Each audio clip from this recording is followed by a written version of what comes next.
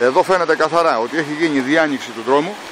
Έχει γίνει πρόσθετο χώμα μπάζο να καλύψουν την υψομετρική διαφορά που είχε ο όχθος, για να μπορέσουν να περάσουν οι ρόδες των μηχανημάτων, και έχουν περάσει ακριβώς από το σημείο εκείνο εκεί πέρα, μέσα από το ποτάμι, αφού έχει ενωθεί ο δρόμος από την από εκεί μεριά. Αυτό το έργο για να γίνει θέλει μόνο ερπιστριοφόρα μηχανήματα ή λαστιχοφόρα μεγάλου κυβισμού.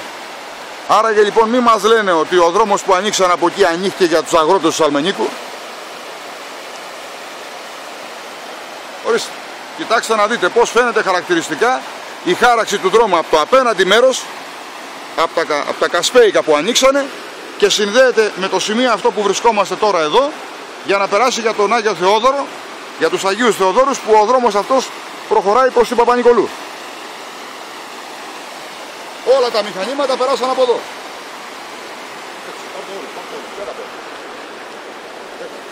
Κάνε βένια πάνω.